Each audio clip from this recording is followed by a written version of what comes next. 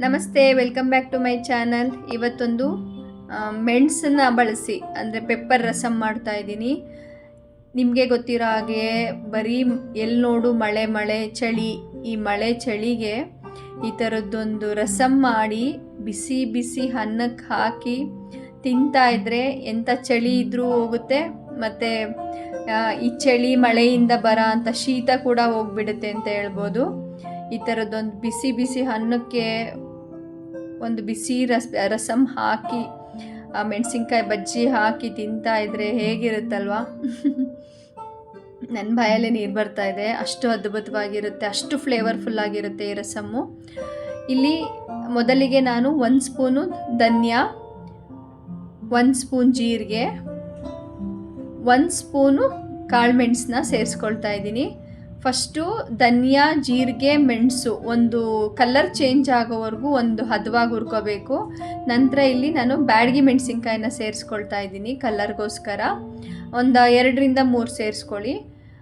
ಒಂದು ಫುಲ್ಲು ಬಿಡಿಸಿರೋ ಅಂಥ ಬೆಳ್ಳುಳ್ಳಿ ಕೂಡ ಸೇರಿಸ್ಕೊಳ್ತಾ ಇದ್ದೀನಿ. ನೀವು ಇದರಲ್ಲಿ ಯಾವುದಾದ್ರೂ ಅಂದರೆ ಬೆಳ್ಳುಳ್ಳಿ ಬೇಡ ಅನ್ನೋರು ಸ್ಕಿಪ್ ಮಾಡ್ಬೋದು, ಬಟ್ ಬೆಳ್ಳುಳ್ಳಿ ಹಾಕಿ ಮಾಡಿದ್ರೆ ಅದ್ಭುತವಾಗಿರುತ್ತೆ ರಸಮ್ಮು, ನಿಮಗೆಲ್ಲರಿಗೂ ಗೊತ್ತೇ ಇರೋ ಹಾಗೆ. ಇವೆಲ್ಲವೂ ಹಂತವಾಗಿ ಹಾಕ್ಕೋಬೇಕು. ನಾನಿಲ್ಲಿ ಒಂದು 4 ಹಸಿರು ಮೆಣಸಿನ್ಕಾಯಿ ಕೂಡ ಹಾಕ್ಕೊಳ್ತಾ ಇದ್ದೀನಿ. ಒಂದು ಸ್ವಲ್ಪ ಕರಿಬೇವನ್ನು ಕೂಡ ಹಾಕ್ಕೊಳ್ತಾ ಇದ್ದೀನಿ. ಕರಿಬೇವು ಫ್ಲೇವರ್ ಸಖತ್ತಾಗಿರುತ್ತೆ, ಇದಕ್ಕೆ ಮಿಸ್ ಮಾಡಬೇಡಿ. ಫ್ರೆಶ್ ಆಗಿರೋ ಕರಿಬೇವನ್ನ ಹಾಕ್ಕೊಳ್ಳಿ. ಇಲ್ಲಿ ನಾನು ಏನೆಲ್ಲ ಹಾಕಿದ್ದೀನಿ ಅಂದರೆ ಹಸಿರು ಮೆಣಸಿನ್ಕಾಯಿ ಹಾಕಿದ್ದೀನಿ, ಬ್ಯಾಡಗಿ ಮೆಣಸಿನ್ಕಾಯಿ ಕಲ್ಲರ್ಗಷ್ಟೇ, ಅದೇನು ಖಾರ ಕೊಡಲ್ಲ. ಖಾರನ ಹೆಚ್ಚು ಕಮ್ಮಿ ನೀವು ಮಾಡ್ಕೋಬೋದು. ಇಲ್ಲಿ ನಾನು 4 ಹಸಿರು ಮೆಣಸಿನ್ಕಾಯಿ ಹಾಕಿರೋದು, ಯಾಕೆಂದರೆ ಪೆಪ್ಪರಿಂದನೇ ತುಂಬ ಖಾರ ಬಂದುಬಿಡುತ್ತೆ. ನಂತರ ನೋಡಿ, ಇದನ್ನು ಒಂದು ಮಿಕ್ಸಿ ಜಾರ್ಗೆ ತಣ್ಣಗಾದ್ಮೇಲೆ ಹಾಕಿ ತರಿಯಾಗಿ ಗ್ರೈಂಡ್ ಮಾಡ್ಕೋಬೇಕು.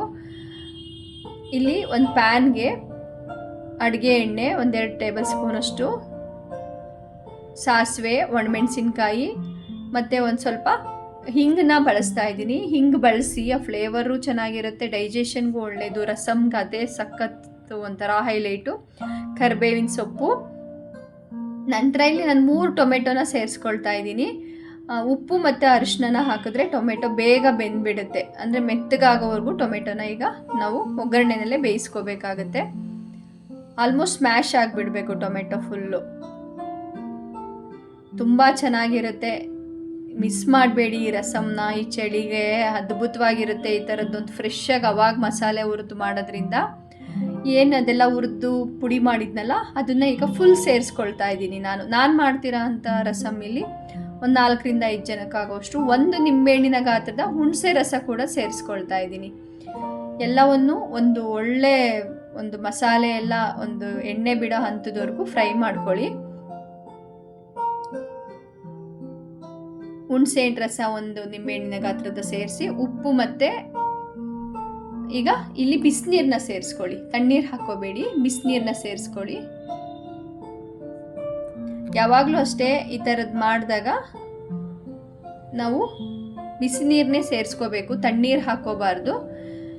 ಇಲ್ಲಿ ನಾನು ಒಂದು 2 ಸ್ಪೂನಷ್ಟು ತೊಗರಿಬೇಳೆ, 1-2 ಸ್ಪೂನಷ್ಟು ಹೆಸರುಬೇಳೆ, ಅಂದರೆ ಒಂದು ಇಡೀ ಆಗೋವಷ್ಟು ನಾನು ಏನು ಬೇಳೆನ ಬೇಯಿಸಿ ಎತ್ತಿಟ್ಕೊಂಡಿದ್ದೆ ಅದನ್ನು ಕೂಡ ಸೇರಿಸ್ಕೊಳ್ತಾ ಇದ್ದೀನಿ. ನೀವು ಬೇಳೆ ಬೇಡ ಇನ್ಸ್ಟೆಂಟಾಗಿ ಇಷ್ಟರಲ್ಲೇ ಮಾಡ್ಕೊತೀನಿ ಅಂದ್ರೂ ಮಾಡ್ಕೋಬೋದು. ಬೇಳೆ ಹಾಕಿದ್ರೆ ಇನ್ನೂ ರುಚಿ ಚೆನ್ನಾಗಿರುತ್ತೆ. ಸ್ವಲ್ಪ ಕ್ವಾಂಟಿಟಿನೂ ಜಾಸ್ತಿ ಮಾಡ್ಕೋಬೋದು.